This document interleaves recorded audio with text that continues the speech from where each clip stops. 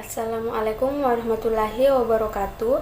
Perkenalkan, saya Nurul Azizah, stambuk 083 2018 0087, kelas C1 Ekonomi Kelembagaan. Di sini saya akan menjelaskan secara ringkas sejarah pemikiran ekonomi kelembagaan, yang diantaranya yang pertama, sejarah pemikiran ekonomi kaum perintis sosialis. Yang kedua, sejarah pemikiran ekonomi kaum merkantilis. Dan yang ketiga, sejarah pemikiran ekonomi kaum fisiokrat. Yang pertama, sejarah pemikiran ekonomi kaum perintis sosialis. Konsep ekonomi kaum perintis sosialis ditemukan dalam ajaran-ajaran agama, kaidah-kaidah hukum, etika, atau aturan-aturan moral. Adapun pemikir pada ekonomi kaum perintis sosialis, yaitu yang pertama ada Plato. Plato adalah seorang pemikir keturunan ningrat atau bangsawan pada abad keempat sebelum Masehi yang menyadari produksi adalah basis suatu negara. Namun, Plato memandang rendah pekerja dan mengejar kekayaan serta keanekaragaman pekerjaan dalam masyarakat suatu keharusan, karena tidak seorang pun yang dapat memenuhi sendiri berbagai kebutuhannya. Pemikir kedua ada Aristoteles. Aristoteles adalah tokoh pemikir ulung, ilmuwan modern yang analisisnya berbasis dari data. Konsep pemikiran ekonominya melalui tukar-menukar yang dibagi menjadi dua macam nilai barang, yaitu nilai guna dan nilai tukar, dan menolak bunga karena uang menjadi tidak produktif. Baginya, uang hanya alat tukar menukar. Ketiga ada Xenophon, yaitu seorang prajurit, sejarawan, dan murid Sotares. Inti pemikiran Xenophon adalah pertanian merupakan dasar kesejahteraan ekonomi, pelayaran dan perniagaan dianjurkan untuk dikembangkan oleh negara, modal patungan dalam usaha, spesialisasi dan ada pembagian kerja, serta konsep perbudakan dan sektor pertambangan menjadi milik negara. Dan yang terakhir ada Thomas Aquinas, yaitu seorang filosof dan tokoh pemikir ekonomi. Menurutnya, jual beli harus dilakukan secara adil dengan hukum Tuhan tanpa bunga uang, sebab bunga adalah riba. Selanjutnya, sejarah pemikiran ekonomi kaum merkantilis. Merkantilis merupakan model kebijakan ekonomi dengan campur tangan pemerintah yang dominan. Pemikiran-pemikiran ekonomi yang lahir pada kaum merkantilis disebabkan adanya pembagian kerja yang timbul di masyarakat, pembagian kerja secara teknis, dan pembagian kerja teritorial yang selanjutnya akan mendorong perdagangan internasional. Pemikiran kebijakan yang sangat melindungi industri dalam negeri tetapi menganjurkan persaingan. Terjadi pembatasan-pembatasan yang terkontrol dalam kegiatan perdagangan luar negeri.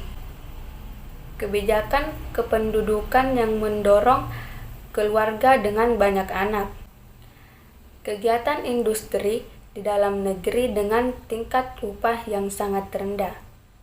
Teori kuantitas yang didasarkan pada jumlah uang yang beredar yang mempengaruhi tingkat bunga dan tingkat harga barang. Peredaran logam mulia mempengaruhi tingkat harga di dalam negeri serta jumlah uang dalam kecepatan uang yang beredar, serta kebijakan ekonomi lebih bersifat makro.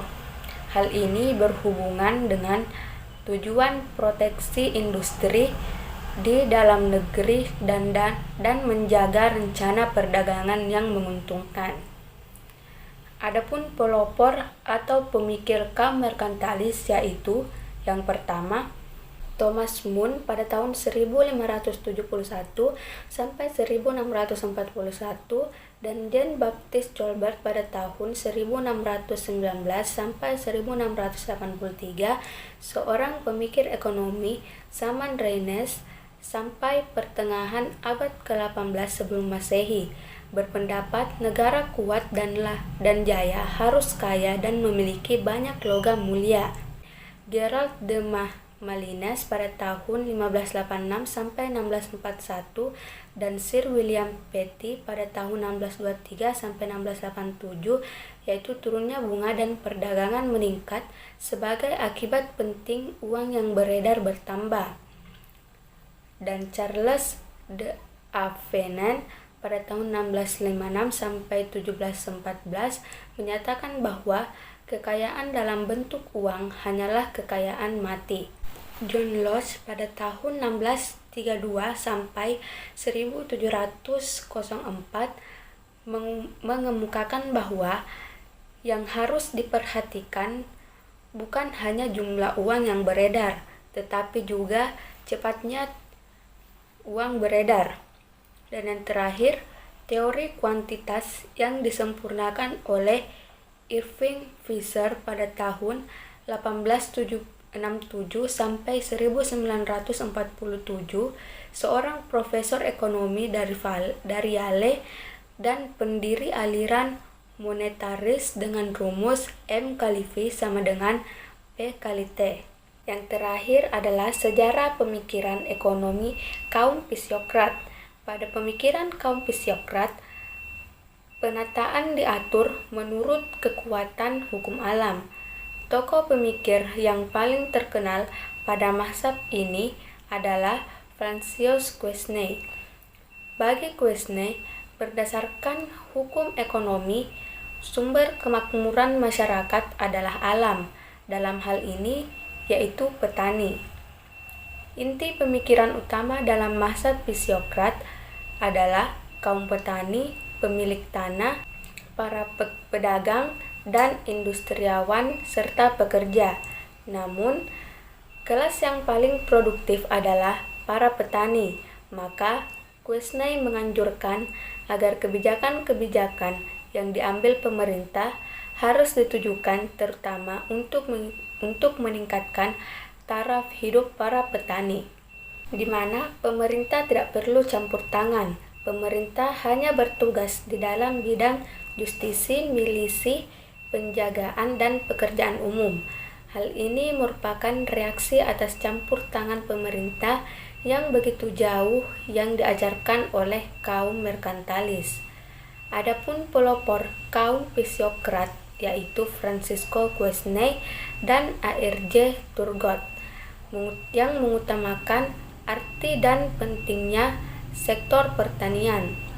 Kegiatan pertanian bahkan dianggap sebagai satu-satunya sektor produktif yang menghasilkan suatu surplus produksi secara neto untuk masyarakat.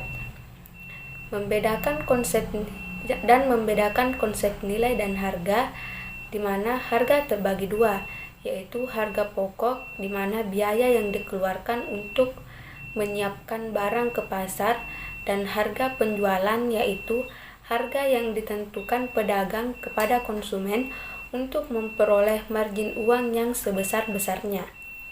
Adapun slogannya adalah Laissez faire passer le monde fade lui meme, yang artinya jangan campur tangan, alam semesta sendiri dapat mengatur dirinya sendiri. Selanjutnya, teori fruktifikasi Turgot, di mana terbagi tiga. Yang pertama, teori uang Turgot menunjukkan barang tertentu yang disukai umum berfungsi sebagai alat tukar.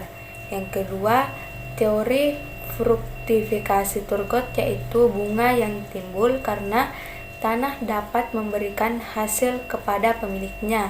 Dan yang ketiga, ada pajak tunggal, yaitu di mana pemilik tanah bangsawan membayar pajak dan memberikan pekerjaan kepada kaum industrial dan pekerja.